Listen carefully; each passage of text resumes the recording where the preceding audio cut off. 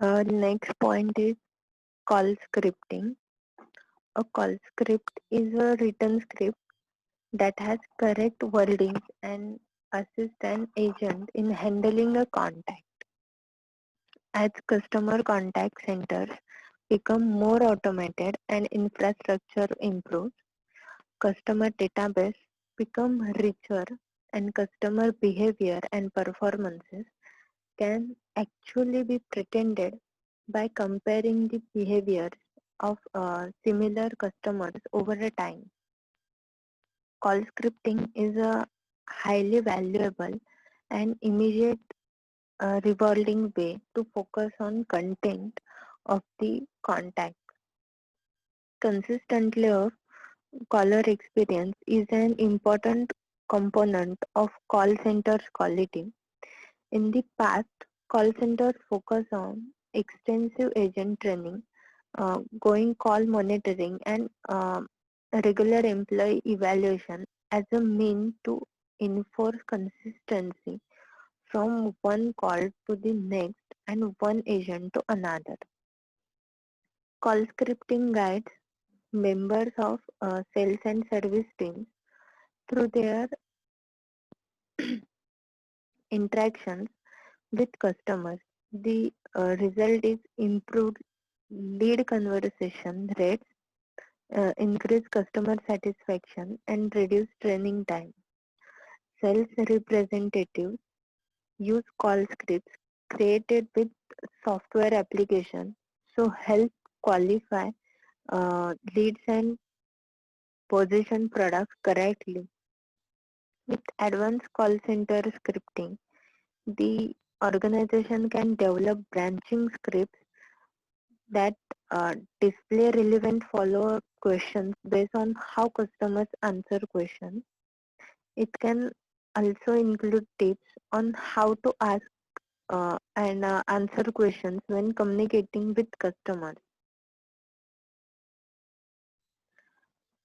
अ, आता कॉल सेंटरचा मिनिंग काय सॉरी कॉल स्क्रिप्टिंगचा मिनिंग काय आहे तर ऍक्च्युअली स्क्रिप्टिंग दिलेलं असतं की काय पद्धतीने बोलायचंय काय बोलायचंय तर आता बेसिक गोष्ट जर लक्षात घेतली तर कुठल्याही कॉल सेंटरला फोन केलात किंवा फॉर एक्झाम्पल आपण Amazonच्या कॉल सेंटरला कॉल केला असेल किंवा कस्टमर सर्व्हिसला तर त्यांचा बोलायचा पॅटर्न ठरलेला असतो की हॅलो किंवा तुम्ही जी लँग्वेज सिलेक्ट केली आहे तर त्याच्यामध्ये ते स्टार्ट करतात हॅलो असेल नमस्कार असेल किंवा काय आणि त्याच्यानंतर त्यांचं नाव सांगतात एअरटेल सर्व्हिसेस मध्ये आपलं स्वागत आहे ठीक आहे त्याच्यानंतर तुमचं नाव विचारतात की जेणेकरून तुम्हाला त्या नावाने ऍड्रेस करता येईल किंवा ही खूप स्पेशल ट्रीटमेंट ट्रीट केली जाते की नावाने कोणीतरी आपल्याला हाक मारताय ठीक आहे तर ह्या गोष्टी हा पॅटर्न त्यांचा ठरलेला असतो किंवा एअरटेल किंवा आयडिया असेल वोडाफोन असेल तर त्या कंपनीमध्ये कॉल केल्यानंतर सुद्धा त्यांचा पण पॅटर्न ठरलेला असतो की एकतर रेकॉर्डेड मेसेजेस लागतात आधी की तो कॉल जो आहे तर तो रेकॉर्ड केला जाईल वगैरे आणि नंतर मग तुम्हाला काय हेल्प पाहिजे किंवा ते त्यांचं नाव सांगतात आधी तर हे काय आहे तर कॉल स्क्रिप्टिंग आहे तुम्ही कुठल्याही म्हणजे सेम कंपनीमध्ये कुठल्याही पर्सनने तो कॉल रिसीव्ह केला अटेंड केला तरी पण त्याची बोलायची पद्धत जी आहे तर ती चेंज होता कामा नये त्याच्यानंतर सेम सर्व्हिस प्रोव्हायडर जो आहे तर तो एक्झिस्टिंग कस्टमरला कन्सिस्टंटली सेम सर्व्हिस प्रोव्हाइड करणारा राहायला पाहिजे म्हणजे कॉल सेंटरच्या बाबतीत की आज कॉल केलाय आज व्यवस्थित बोललेत उद्या परत प्रॉब्लेम आला कॉल केला उद्या काय व्यवस्थित बोलले नाहीत म्हणजे त्यात कन्सिस्टन्सी राहिली नाही सेम कन्सिस्टन्सी म्हणजे वेगवेगळ्या कस्टमरशी सुद्धा आणि सेम कस्टमरशी सुद्धा म्हणजे अनेकदा अशा गोष्टी होतात की कस्टमर्स जे आहेत आता व्हिडिओ किंवा ऑडिओ पण व्हायरल होतात की कॉल सेंटरमध्ये कॉल करून काहीतरी अग्रेसिव्ह कस्टमर पण असतात की जे डिस्प्यूट करतात किंवा भांडतात त्यांच्याशी, पण तरी सुद्धा त्यांना कामली ते मॅनेज करावं लागतं. पुन्हा त्या कस्टमरने कॉल केल्यानंतर पुन्हा त्याच्याशी शांतपणेच बोलावं लागतं. तर हे सगळं काय आहे तर कॉल स्क्रिप्टिंग थ्रू होतं की ते त्यांना दिलेलं असतं की काय बोलायचंय किंवा काय क्वेश्चन विचारायचे. जर कस्टमरला विचारायचे झाले तरी त्याचा पॅटर्न जो आहे, त्याच्या स्टेप्स ज्या आहेत तर त्या दिलेल्या असतात. क्वेश्चन विचारल्यानंतर एक्सपेक्टेड आन्सर्स जे आहेत, जी कस्टमर कडून येऊ शकतात, तर ती सुद्धा मेन्शन केलेली असतात. इतकं डिटेल मध्ये ते असतं. आता स्क्रिप्टिंग हा विषय आपण नाटक असेल किंवा डेली सोप्स असतील तर ह्याच्यामध्ये कन्सिडर करतो की स्क्रिप्ट. तर तसं कॉल सेंटर मध्ये पण हे स्क्रिप्ट यूज केले जातात. आता त्याचे बेनिफिट्स आहेत. Reduce agent training time, then drop down choices change dynamically based on customer response, supports personalized interaction based on existing record data, facilitates upselling and cross-selling, no third-party software required. आता call स्क्रिप्टिंगचे benefit काय आहेत की जो employee आहे तर त्याला सतत training provide करायची गरज नाहीये. जर कुठे प्रॉब्लेम आला, कुठे विसरायला झालं तर ते स्क्रिप्ट बघून त्यांना ते बोलता येतं. त्याच्यानंतर कस्टमर कडून रिलेव्हंट डेटा जो आहे तर तो कलेक्ट करता येतो. त्याच्यानंतर त्यांना जो काही सपोर्ट किंवा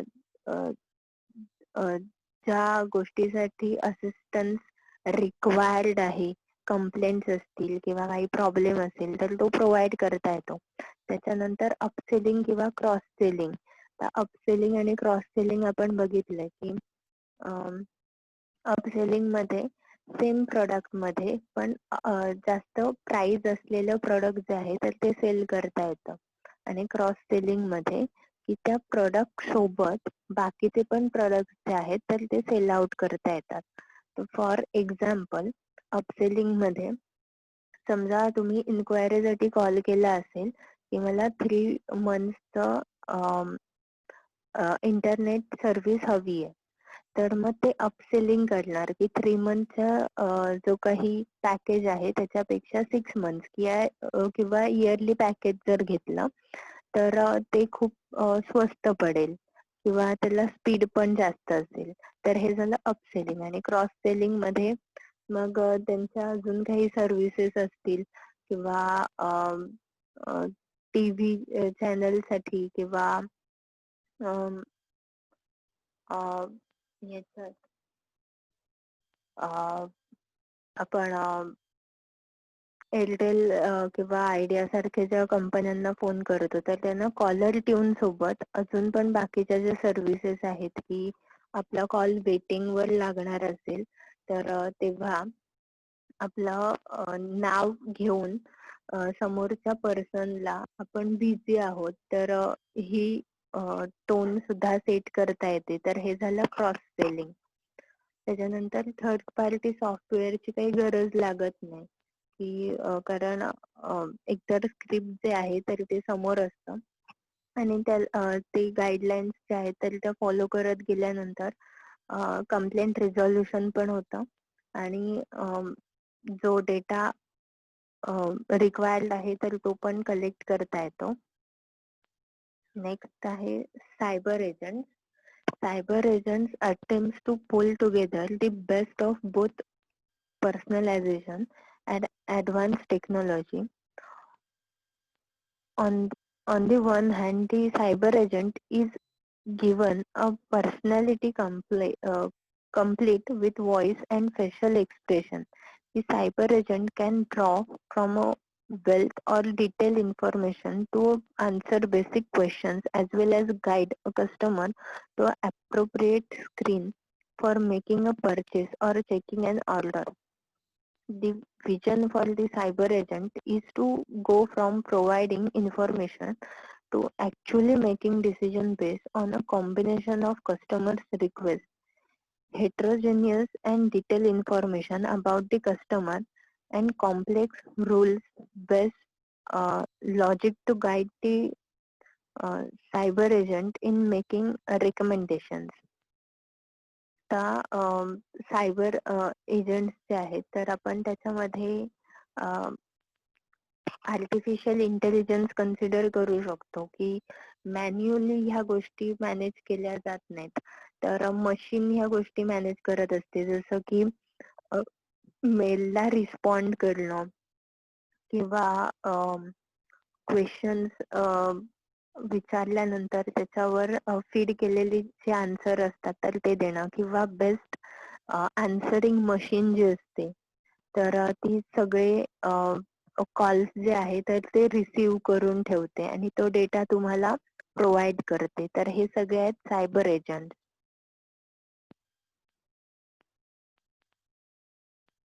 workforce management. Staffing the contact center has traditionally been a matter of determining who can work when. Workforce management in preliminary concern with forecasting and workload and creating a schedule for the agent. It can encompasses all the activities needed to maintain a productive workforce. Workforce management tools specialize in staff planning and optimization, and several products are specific to contact center staffing, optimizing staff around high call volume, different communication channels, and customer types is the surest means for guaranteeing that the right customer receives the appropriate level of support. The workforce management हे जे function आहे तर ते human resource मॅनेजमेंटच्या under येतं, की how to manage a human resource within the organisation किंवा man management of man power.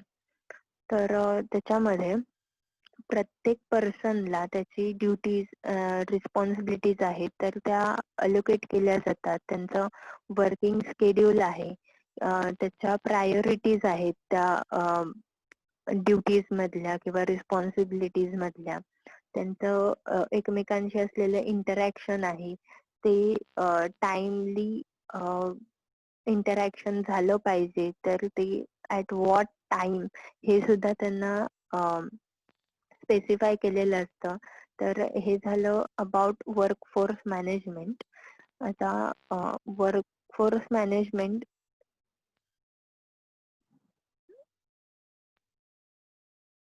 incorporates forecasting of workloads and required staff, then involvement of employees into scheduling process, management of working times and accounts, analysis and monitoring of the entire process.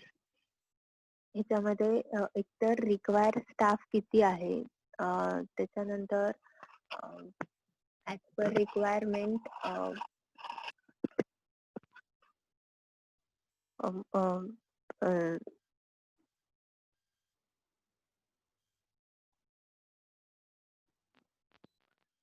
Recruitment जी आहे तर ती झाली आहे का, तर ह्या गोष्टी सुद्धा अनालाइज केल्या जातात. किंवा ओव्हर स्टाफिंग जर झालं असेल तर ते पण प्रॉब्लेमॅटिक आहे. त्याच्यानंतर त्याचं स्केड्युलिंग आहे की शिफ्ट असतील तर त्या मॅनेज केल्या गेल्या पाहिजेत, की त्याच्यामध्ये पण त्यांचे टर्न्स असतात.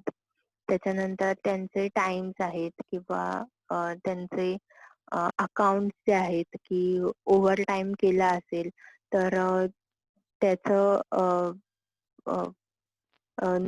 ते नोट करून ठेवणं, ते कन्सिडर करणं सॅलरीसाठी. तर ह्या सगळ्या गोष्टी आहेत. नेक्स्ट आहे CRM and data management. Data refers to the information that serves as a helpful tool that enables companies to identify consumer trends, understand their behavior, communicate, create loyalty, etc.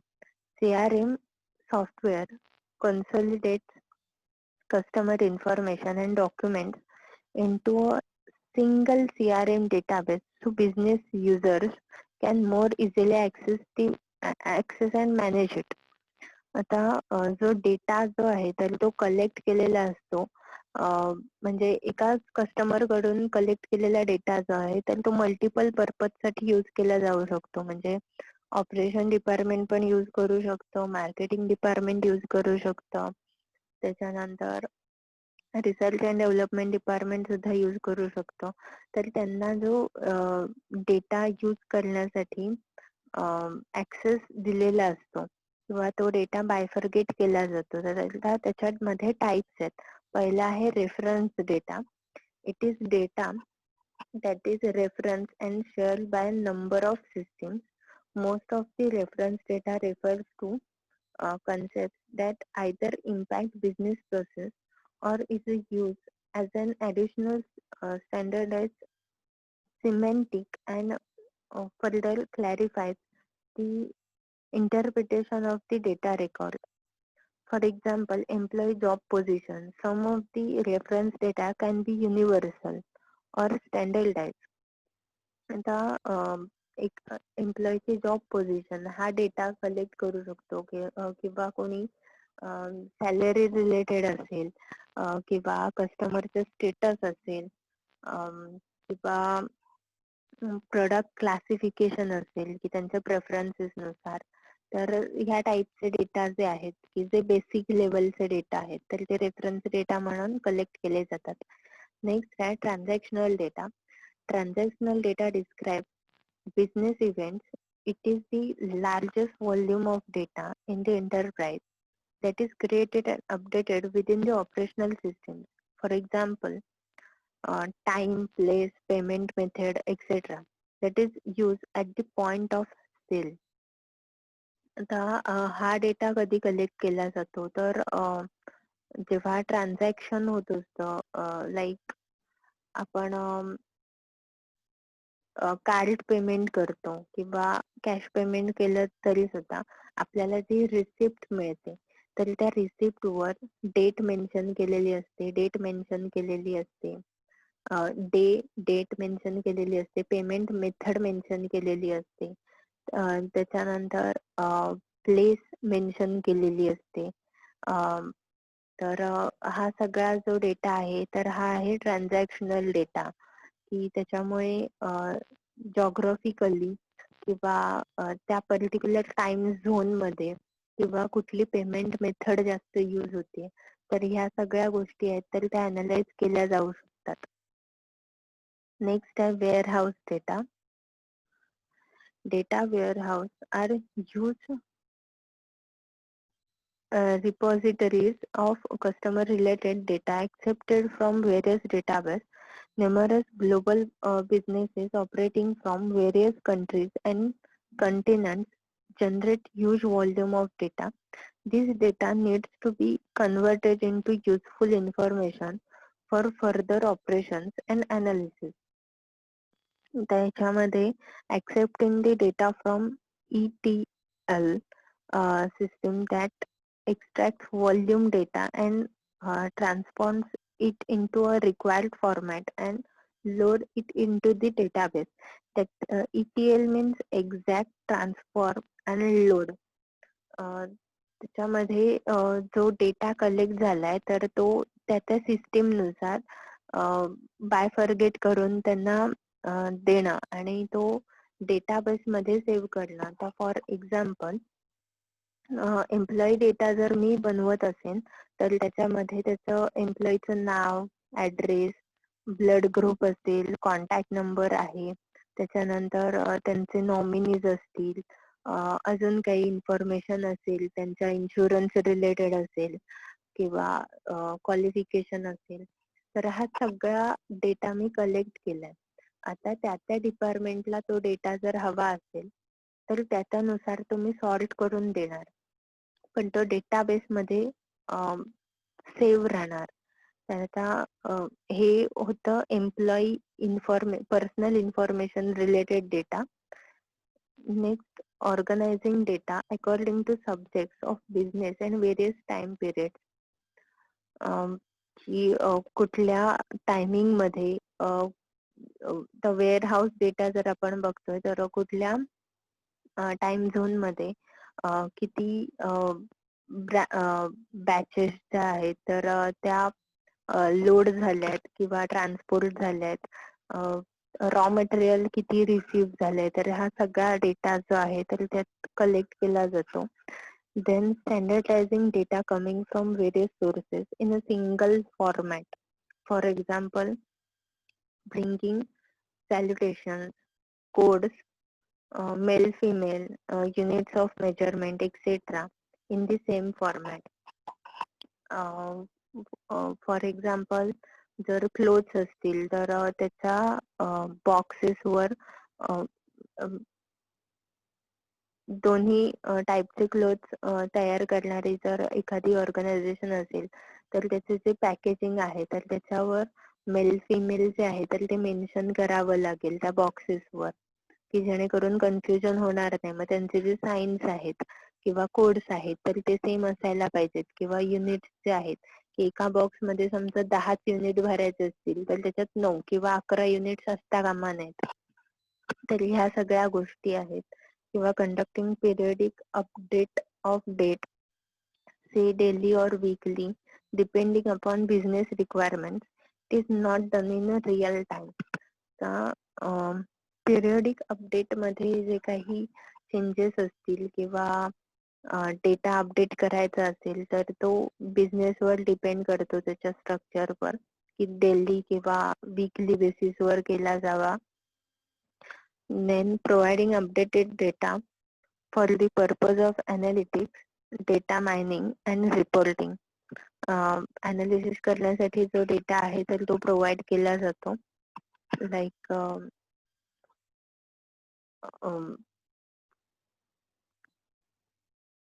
LIFO FIFO असेल किंवा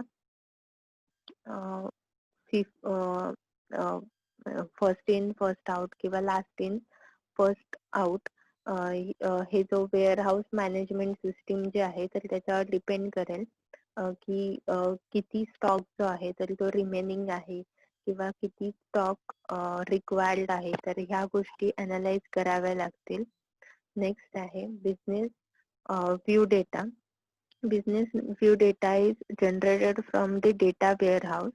Business views are calculations or summaries of the total information that often compare trends over time. Business views focus on particular business area. Business view data is never updated. The views are just reacted from the data warehouse periodically. Business data जो आहे तो warehouse data सारखाच warehouse data मधून generate केला जातो, की business साधारण किती सेल होतोय त्याच्यावरून. तर हा काय अपडेटेड असेलच असं काय नाहीये. नेक्स्ट आहे identify data quality issues. First one is customer data deterioration. The details of customer like their name, age, address, contact details, etc. may be inaccurate. Data may not be always updated. This type of data is inaccurate, outdated and ineffective for marketing purpose. आता याच्यामध्ये जो data collect केलेला आहे कस्टमरचा तर मग त्याच्यामध्ये address आहे, age आहे, कॉन्टॅक्ट डिटेल्स आहेत, तर हे चेंज होत राहतात. आणि कधी कधी कस्टमरने जर किंवा एखाद्या इंडिव्हिज्युअलने जर नेम चेंज केलं असेल किंवा एकच एज कन्सिडर केलं जात असेल त्याचं, आणि आता एज अपडेट झालं नसेल आपल्या डेटामध्ये, तर तो डेटा युजलेस होतो.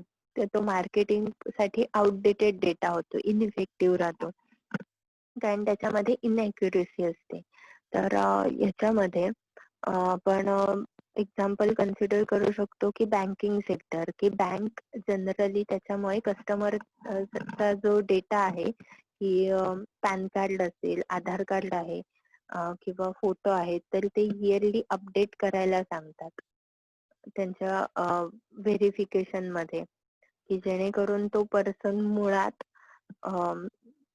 जिवंत आहे का, ही एक गोष्ट. आणि दुसरी की त्याच्या आयडेंटिफिकेशन मध्ये, की आता स्कूल एज मध्ये जर अकाउंट ओपन केलं असेल, तर कॉलेज एज पर्यंत किंवा त्याच्यानंतर त्या पर्सन जो आहे तर त्याचा चेहरा असेल, तर म्हणजे त्याची आयडेंटिटी जी आहे तर ती चेंज होत जाते.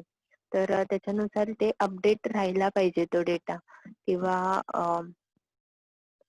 आधार कार्ड वर ऍड्रेस प्रूफ जो आहे तर तो चेंज झाला असेल, तर ते आहे. त्याच्यानंतर पॅन कार्ड काही वर्षानंतर चेंज होतं, तर ते आहे. किंवा त्याच्यावरचे जे टॅक्सेस आहेत, तर त्याच्यामध्ये काही फरक पडला असेल, तर त्या सगळ्या गोष्टी त्यांना अपडेट करून लागतात. नेक्स्ट आहे source of data quality. Data from various internal and external sources is integrated in the customer data warehouse to get a holistic view on the customer and their needs, their behavior, buying patterns, etc. Thus, it can be possible of inappropriate data coming from the source. आता proper data जर मिळाला असेल customer कडून, की त्यांचं buying behaviour आहे किंवा buying patterns आहेत, त्यांच्या नीड आहेत, तर त्याच्यामुळे इतर पॉझिटिव्ह गोष्ट असते ती, की अनालिसिस जे आहे तर ते प्रॉपर मॅनर मध्ये होऊ शकतं. त्याच्यानंतर लॅक ऑफ ट्रस्ट आहे. Relevant data is captured both by employees and customers. However, customer need to have to full trust in company that their data will not be misused. Only then they would reveal the true picture. If at all they are suspicious about the use of data, the willingness to provide information will not be there. त्या lack of trust मुळे काय होतं, की एखादी नवीन company असेल, तर customer जो त्यांचा डेटा आहे, मेल ऍड्रेस असेल किंवा रेसिडेन्शियल ऍड्रेस आहे किंवा कॉन्टॅक्ट नंबर आहे, तर ह्या गोष्टी ज्या आहेत तर तो कस्टमर सहजासहजी देत नाहीत. जर त्यांचा ट्रस्ट नसेल त्या कंपनीवर किंवा त्या पर्सनवर, तर त्याच्यामुळे त्या पर्सनला पुन्हा कॉन्टॅक्ट करणं जे आहे तर ते पॉसिबल होत नाही. नेक्स्ट आहे untrained staff. The company has have less and unskilled staff who is unable to handle huge data and its applications. This can be a major problem, especially when the company has to maintain global CRM and deal with foreign customers in other languages. Data accuracy has always been a troublesome issue and also bears a huge cost. Mistakes are likely to occur at various points like data capturing, data entry, analysis, and so on. Inappropriate process lead to wrong conclusion and eventually waste in marketing campaigns. आता untrained staff असेल, तर एखादा form fill up करताना किंवा data collect करताना काही गोष्टी ज्या आहेत तरी त्या मिस होत असतील, की कस्टमरचा ईमेल आयडी सुद्धा जर इम्पॉर्टंट असेल आणि तो कलेक्ट केला नाहीये, किंवा एखाद्या कस्टमरचा ईमेल आयडी घेतलाय पण कॉन्टॅक्ट नंबर नाही घेतलाय, किंवा काही जणांचा ऍड्रेस जो आहे तर तो करेक्टली मेन्शन नाही केलाय, तर हे अनट्रेन स्टाफ मुळे होऊ शकतं. नेक्स्ट आहे planning and getting information quality. Accurate and up-to-date information is at, at most important in any uh, organization. This is because it affects the strategic decisions, data is key tool in the hands of the sales force and marketing personnel to turn lead into customers. This affects sales volume and market share in the long run. की एकतर up to date आणि accurate information घेतली असेल तर accordingly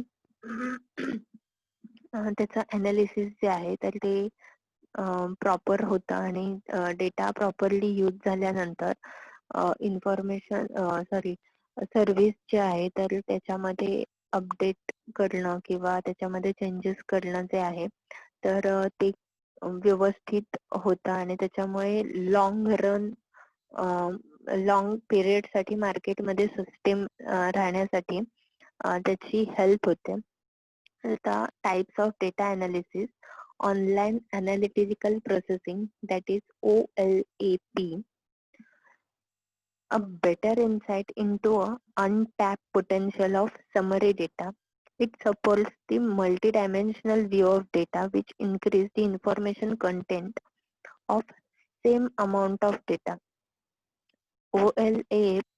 OLAP tools are powerful and quite easy to use. They can make significant contribution to contracting, extracting value for customer database, adding to the value of um, data mining. Further, these tools help user with little statistical knowledge to explore large volumes of data. आता online analytical processing जे आहे तर त्याच्यामध्ये एकतर easy आणि powerful method आहे आणि त्याच्यामध्ये बेसिक डेटा जो आहे तर तो कलेक्ट केला जातो की तो मल्टीपर्पज यूज साठी असतो. नेक्स्ट आहे OLAP techniques. OLAP is implemented in many different ways. However, the most common way is to stage information retrieved from different corporate databases such as data warehouses. OLAP is based on multidimensional data model. It allows managers and analysts to get an insight of information through fast, consistent, and interactive access to information. एकतर ह्याचा access जो आहे तर server मध्ये feed केलेल्या server मध्ये असलेल्या डेटामुळे त्याचा ऍक्सेस स्पीडीली आणि फास्ट मिळू शकतो ऍक्सेसरला अर्थात. Type of OLAP server. First one is a relational OLAP.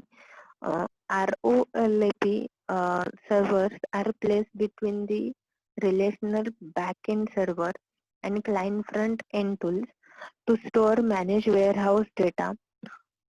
ROLAP uses a relational or extended relational database management systems.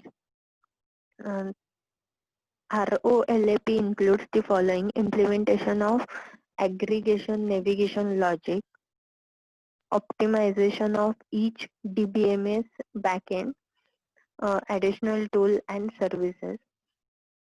आता ह्याच्यामध्ये कन्सिडर करायला गेलं तर त्याच्यामधले सर्व्हर जे आहे सर्व्हर मधला जो डेटा आहे तर तो वेअरहाऊस मॅनेजमेंट सिस्टीम नुसार सेट केलेला असतो किंवा स्पेसिफिकली त्यांचा डेटा असतो. तर त्याच्यानुसार लॉजिक्स जे आहेत किंवा आपण एखादं एक्सेल शीट मध्ये सुद्धा आपण डेटा फिल्टर करतो आणि आपल्याला हवा तो डेटा आपण ट्रान्सफर करतो किंवा यूज करतो. नंतर एकतर DBMS म्हणजे बॅकएंड मध्ये पण हा सगळा डेटा जो आहे तर तो सेव्ह राहतो. नेक्स्ट आहे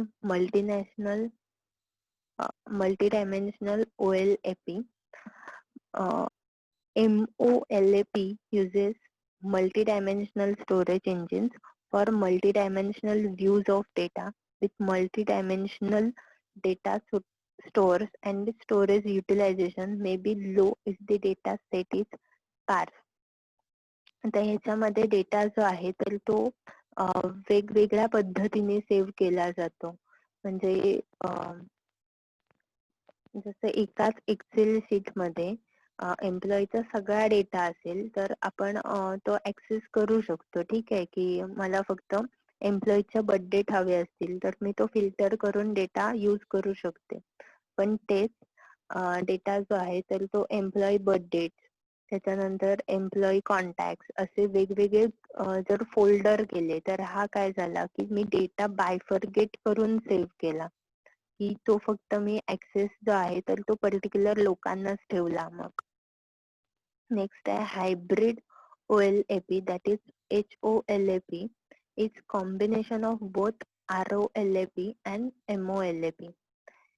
It offers higher scalability of ROLAP and faster computation of MOLAP. HOLAP serves allow to store the larger data volumes of detailed information. Hybrid मध्ये एकतर हे कॉम्बिनेशन आहे ROLAP आणि MOLAP चं, तर ह्याच्यामध्ये फास्टर आणि डिटेल इन्फॉर्मेशन जी आहे तर ती सेव्ह केली जाते. नेक्स्ट आहे specialized SQL server.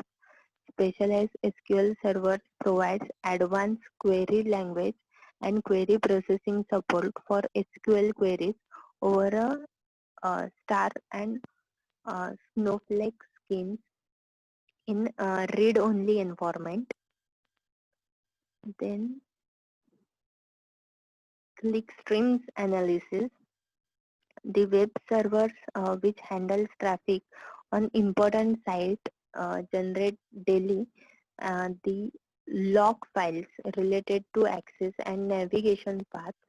These log files contains a considerable amount of data which is mostly irrelevant in business terms, which are difficult to code and which are unsuitable in their original form.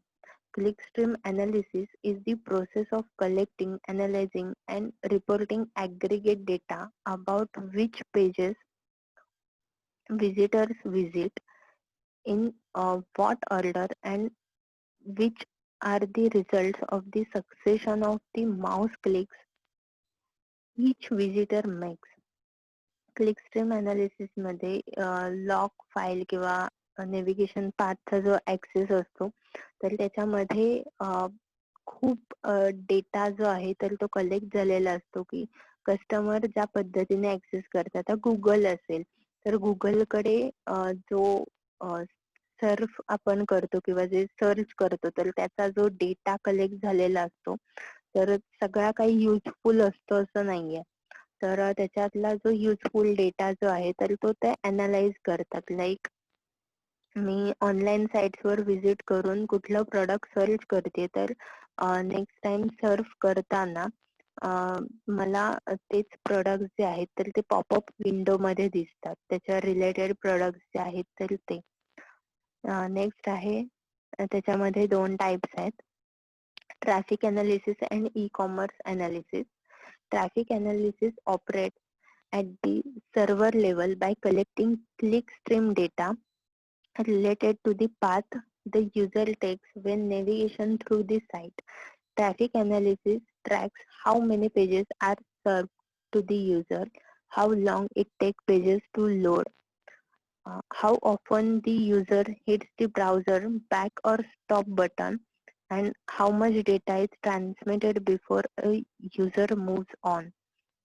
आता ह्याच्यामध्ये page जे आहेत तर ते किती seconds मध्ये किती minutes मध्ये लोड झाले, त्या पेजवर पर्सनने किती टाइम स्पेंड केलाय, तर ह्या पद्धतीचा जो डेटा आहे तर तो ट्रॅफिक अनालिसिस मध्ये कलेक्ट केला जातो. आणि ई कॉमर्स मध्ये